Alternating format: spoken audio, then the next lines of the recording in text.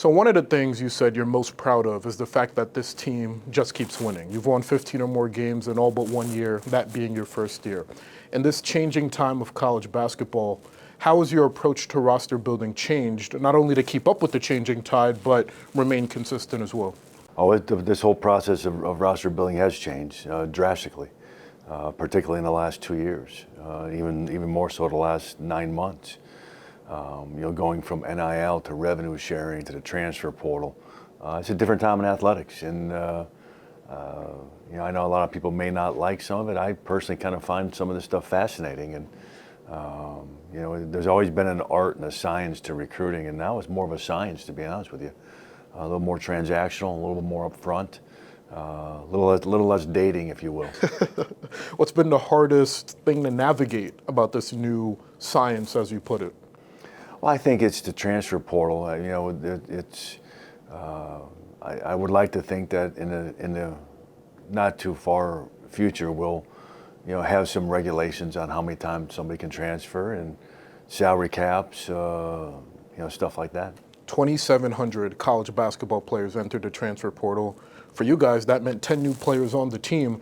What do you have to see from this new group of freshmen and transfers to know that you guys are capable of winning a MAC title?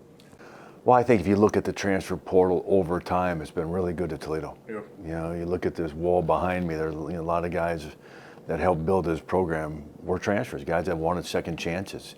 And last year was the first year, to be honest with you, that we made some mistakes in the transfer portal. We learned from those mistakes. Those mistakes are no longer here.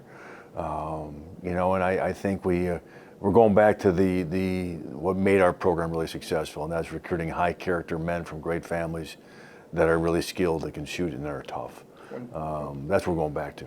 When you look at last year, it seems like you guys were missing a strong paint presence. Then you go out and get Austin Parks from Ohio State. I'm curious how his skill set fits the fabric of what you look for this team to be in the future. Well, I can tell you this. I've been really, really happy with Austin. A better player, better person, better worker, better teammate than I thought he'd be. And I had high expectations coming in. But some of the concerns when you recruit somebody who doesn't have great numbers at a higher level. And we have two of those with Chris Riddle from DePaul and Austin Parks from Ohio State.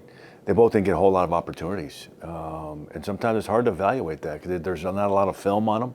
You have to go off your gut instincts and what you remember from the high school days. And both guys we tried to recruit out of high school. But Austin's a good player. He's got really good hands, good feet. He's big. He's 6'11", and he's all at 260. You guys had won 4 straight regular season MAC titles, only to come in 4th last year. You said the team needed to be humbled. You said you as a coach needed to be humbled. How did you see complacency factor into the way you guys performed last season? I wouldn't say it was complacency. I think we had a team that didn't have the same chemistry we've been used to. Didn't have the same togetherness, whatever cliche you want to use about chemistry, togetherness, culture, whatever it may be. It was lacking.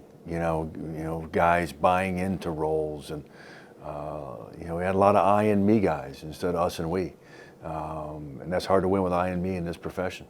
You teach your guys to play angry on both sides of the ball, but how can you regulate emotions no matter if things are going good or bad in a game?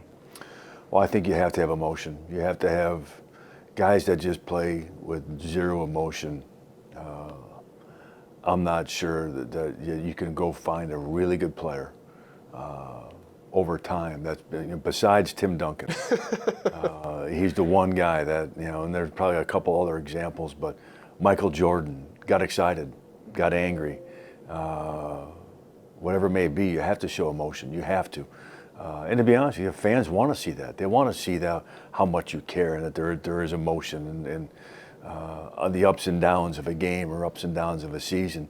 Now, obviously, you got to have some even temperament. I get that. But at the same time, when you play or when you coach, you have to have energy and enthusiasm and emotion. You have to. Defense has been a huge emphasis for you guys early, but it seems like defending ball screens is even more of a point of emphasis. Why is that the point of defense that you're looking to key on early in camp? Well, we've had some really good defensive teams here, but last year we were awful. Mostly, we had some, whether it be personnel related or effort related or whatever it may be. But we got to get back to really guarding the basketball. And, you know, number one, the simple parts, just like blocking and tackling. You got to guard the basketball and stay in front of the dribble. But in college basketball, if you can't guard ball screens, you're really going to struggle. There's so many ball screens nowadays. That's where the game has changed. You know, over the last 20 to 30 years. You know, back, in the good old days, there was never ball screens. You didn't have to guard ball screens. Where now there's a lot of ball screens, and if you can't guard a ball screen, you're going to struggle. So it's a huge emphasis. Every day in practice, we do multiple drills just to defend ball screens. A lot has changed in the 15, approaching 16 years you've been here as head coach of Toledo. What is something you've had to unlearn in order to keep up with the changing times of college basketball? Well, there is a lot of changing things, components to it, but I think if you look at our program, our guys get better. It's all about player development. It's about relationships.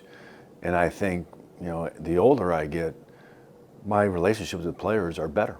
You think sometimes it'd be just the opposite. I'm enjoying the relationships with the players a lot more than I probably did as a young head coach. Is there something you would tell your younger self, knowing the way the world of athletics is shaping out to be right now? I would have told my younger self to do more yoga at a younger age and relax a little bit more and enjoy this, because at the end of the day, I'm a teacher, and if I can help impact lives as a teacher and as a coach and as a mentor, that's really ultimately what this is all about. Obviously, it's about winning championships. It's about playing in front of national TV crowds, et cetera. But it's about these men really having a great experience and leaving here well prepared. You mentioned as a coach that you're also a teacher. What is the first lesson that this team needs to learn if it wants to contend for a MAC title? Defense, defend, play that side of the ball with a chip on our shoulder and play angry.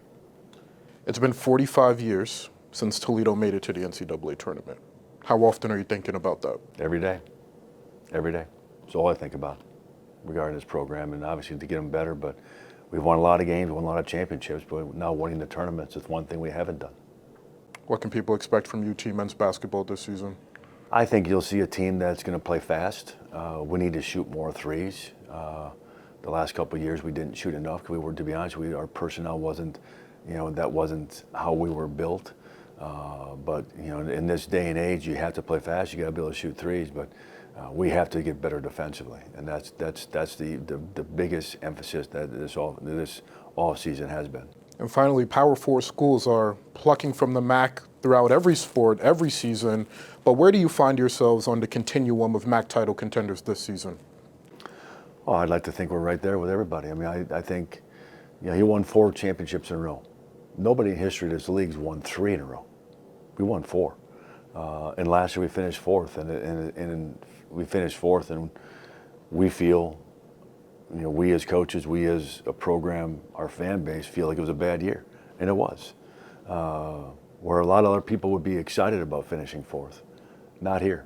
So we got to get that back to where we need to be to put ourselves in contention to win another championship and play well in March for 3 games in 3 days.